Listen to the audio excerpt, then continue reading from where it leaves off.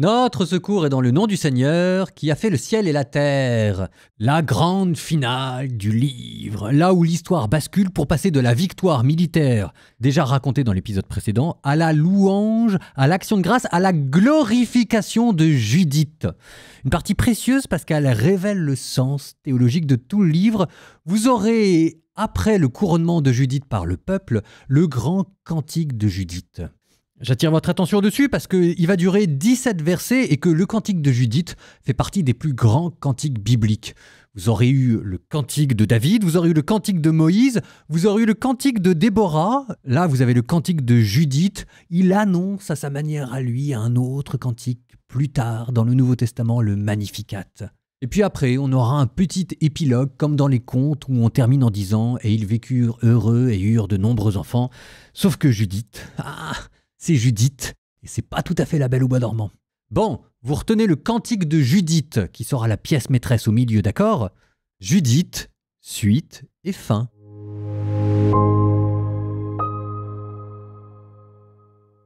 Le grand prêtre Joachim et le conseil des anciens des fils d'Israël qui habitaient à Jérusalem vinrent contempler les bienfaits du Seigneur en faveur d'Israël et vinrent voir Judith pour la saluer.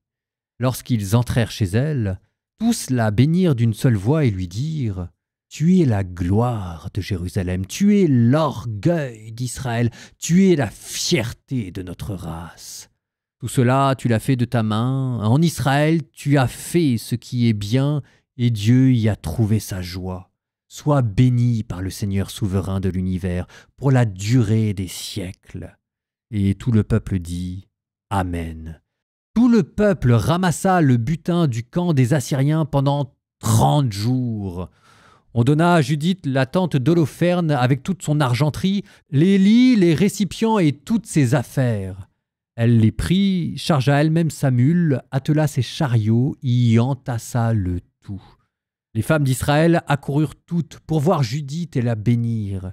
Certaines d'entre elles formèrent un chœur pour l'honorer. Judith prit dans ses mains des bâtons garnis de feuillage et les donna aux femmes de son cortège. Elle et ses compagnes se couronnèrent d'oliviers. Judith précéda tout le peuple, menant la danse en tête de toutes les femmes, et tous les hommes d'Israël l'accompagnaient en armes et couronnés, chantant des hymnes. Au milieu de tout Israël, Judith entonna cette action de grâce, louange reprise par tout le peuple. Elle dit « Chantez pour mon Dieu sur les tambourins, joignez pour le Seigneur sur les cymbales, joignez pour lui l'hymne à la louange, exaltez-le, invoquez son nom. Le Seigneur est un Dieu briseur de guerre, son nom est le Seigneur. Il a établi son camp au milieu de son peuple pour m'arracher à la main de mes persécuteurs. Assour est venu des montagnes du nord, son armée est venue par dizaines de milliers, leur multitude obstruait les torrents, leurs chevaux recouvraient les collines. Ils voulaient incendier mon territoire, faire périr mes jeunes gens par l'épée, jeter à terre mes nourrissons, livrer au rapt mes tout-petits et m'enlever mes jeunes filles. Mais le Seigneur souverain de l'univers les a confondus par la main d'une femme. Non, ce n'est pas devant des jeunes gens que leur homme fort a succombé. Ce ne sont pas des fils de titans qui l'ont frappé, ni d'immenses géants qui l'ont attaqué. Mais c'est Judith, fille de Mérari. Par la beauté de son visage, elle l'a paralysée. Elle quitta ses habits de veuve pour le relèvement des affligés d'Israël. Elle parfuma son visage, retint ses cheveux d'un bandeau et mit une robe de lin pour le séduire. Sa sandale ravit son regard, sa beauté captiva son âme, et le sabre lui trancha la gorge. Les Perses frémirent devant son audace. Devant sa hardiesse, les Mèdes furent bouleversés. Alors les humbles de mon peuple poussèrent des cris retentissants, les faibles de mon peuple hurlèrent, et l'ennemi fut terrifié. Ils élevèrent la voix, et l'ennemi tourna bride. Ils les blessèrent comme rejetons de déserteurs, et les voilà tués dans la bataille de mon Seigneur. Je chanterai pour mon Dieu un chant nouveau. Seigneur, tu es grand, tu es glorieux, admirable de force, invincible, que ta création tout entière te serve, tu dis, et elle existe. Tu envoies ton souffle, elle est créée, nul ne résiste à ta voix. Si les bases des montagnes croulent dans les eaux, si les rochers devant ta face fondent comme cire, tu feras grâce à ceux qui te craignent.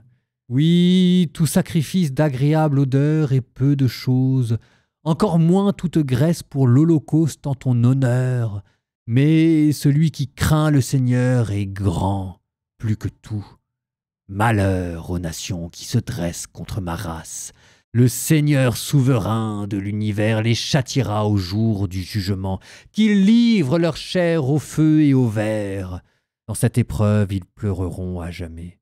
En entrant à Jérusalem, tous se prosternèrent devant Dieu, et lorsque le peuple se fut purifié, ils présentèrent leurs holocaustes, leurs offrandes volontaires et leurs dons. Judith y ajouta tout le mobilier d'Holoferne que le peuple lui avait donné et le voile qu'elle avait elle-même emporté de la chambre à coucher. Elle le consacra totalement à Dieu. Pendant 3 mois, le peuple fut en liesse à Jérusalem devant le lieu saint, et Judith demeura avec son peuple. Ces jours écoulés, chacun reprit la route vers la terre de son héritage, et Judith revint à Béthulie où elle demeura dans son domaine. De son temps, elle devint célèbre dans tout le pays. Beaucoup d'hommes la désirèrent, mais aucun ne s'unit à elle durant tous les jours de sa vie depuis la mort de son mari Manassé, depuis qu'il avait été réuni aux siens. Elle atteignit un âge très avancé et vieillit dans la maison de son mari jusqu'à l'âge de 105 ans. Après avoir affranchi sa servante, elle mourut à Béthulie et on l'ensevelit dans la grotte où reposait son mari Manassé. La maison d'Israël fit pour elle un deuil de 7 jours. Avant de mourir, elle avait réparti ses biens entre tous les proches de son mari Manassé et ceux de sa famille à elle. Plus personne ne vint effrayer les fils d'Israël du vivant de Judith et longtemps après sa mort.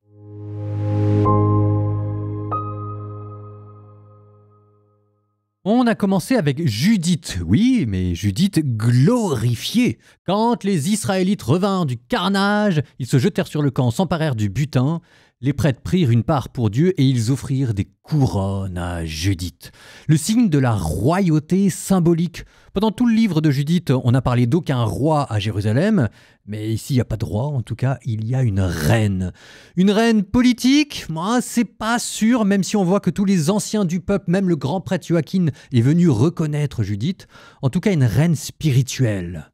Verset 9, « Tu es la gloire de Jérusalem, tu es la grande fierté d'Israël, tu es le plus grand honneur de notre race. » Vous voyez, je me dis, on n'est pas très loin de Marie, cette femme dans l'Apocalypse qui écrase le dragon et qui est couronnée par le soleil. C'était ça ce que préfigurait Judith, qui est ici couronnée pour avoir décapité le dragon.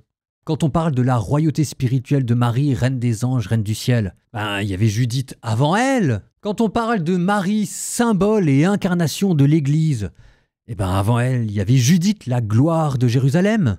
Quand Élisabeth dira de Marie, tu es bénie entre toutes les femmes, avant elle, il y avait encore Judith.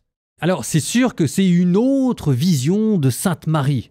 On a l'idée d'une Sainte Marie qui est toute douce, toute menue et toute gentille, parce que inconsciemment, il y a des siècles qui ont fait de la modestie la principale vertu féminine. Ce que vous dit la Bible, c'est que la principale qualité féminine, c'est pas la modestie, c'est cet aspect rebelle. Judith, c'est le MeToo de la Bible, #balance ton porc, et ici c'est Holoferne. Sainte Marie, quand on regarde bien son grand cantique, il exalte les humbles, il renverse les superbes. Il y a peut-être un petit peu de ça. De la même manière que Judith était veuve sans sexualité, et on ne lui a pas donné d'enfant là dans le texte, de la même manière, la Vierge Marie, par définition, était vierge. C'est-à-dire des femmes qui se définissent en tant que femmes, en dehors du rôle parfois réducteur de la sexualité et de mère de famille, pour finalement avoir une postérité beaucoup plus importante. Parce que le but, c'est pas de dire du mal de la famille. Je vous rappelle ce que la Bible dit, « Croissez et multipliez-vous », et il vit que cela était bon. La famille, l'amour d'un homme pour une femme, l'amour d'une femme pour un homme, c'est ce que Dieu a voulu. N'empêche qu'on n'a pas le droit d'enfermer les femmes là-dedans. Elles peuvent aussi se consacrer à un bien supérieur, à un idéal communautaire, un idéal religieux. Et à travers Judith, à travers Marie, c'est ça aussi ce que ça vous dit. Le mystère de la femme dépasse l'homme. Et ensuite, vous aviez la danse et le cantique de Judith. Le Seigneur est un Dieu briseur de guerre, son nom est le Seigneur. Ça vous donnera le Magnificat de Marie. Il renverse les puissants de leur trône. C'est la même chose, le sang et le gore en moins chez Marie, ce qui d'ailleurs, entre nous, n'est pas forcément une mauvaise chose. Le bon goût, c'est sympa aussi. Ah, il y avait un petit côté ironique et cruel chez Judith, que pour le coup, on n'a pas chez Marie, qui incarne davantage de douceur, mais pas moins de fermeté et de subversion. De la même manière, quand on vous dit « elle parfuma son visage, retint ses cheveux d'un bandeau, sa sandale ravit son regard, et sa beauté captiva son âme ». Alors on pourrait prendre ça d'un côté un peu femme méduse. Il suffit de regarder une femme pour être séduit et pétrifié par sa beauté. Et il y a quelque chose de ça chez Judith. Mais vous pourriez aussi voir un lointain écho, une anticipation de ce qu'on appelle la grâce. La présence de Dieu qui embellit toute chose et dont on dit que Marie était pleine. Marie était pleine de grâce, la faveur divine, le charme et la délicatesse.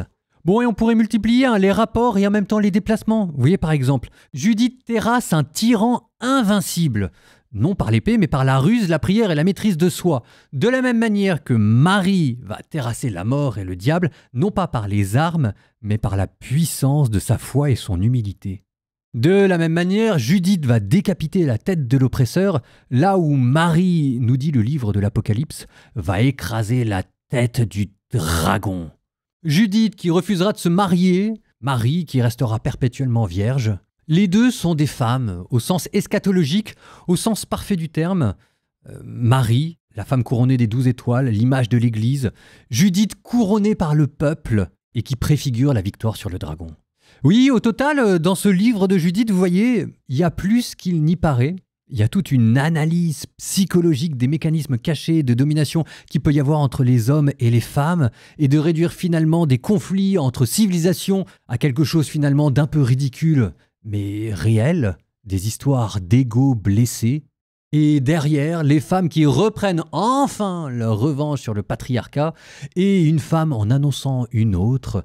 Derrière Judith, derrière Yaël, mais on aurait pu dire aussi derrière Esther, on voit une autre figure se dessiner au fur et à mesure des histoires, dont on ne dit pas encore son nom, mais qu'on retrouvera bientôt, la Vierge Marie. Proverbe 25, 21-24. Si ton ennemi a faim, donne-lui à manger. S'il a soif, donne-lui à boire. Ce sont des braises que tu places sur sa tête et le Seigneur te le rendra. Alors ça, vous retrouverez ça dans saint Paul, qui vous dira que c'est une manière de vaincre le mal par le bien, et c'est une manière de dire que la vengeance appartient à Dieu. Ok, on poursuit. Le vent du nord est gros de la pluie. Parler à mots couverts fait monter la colère. Mieux vaut loger dans un coin de terrasse que partager sa maison avec une mégère.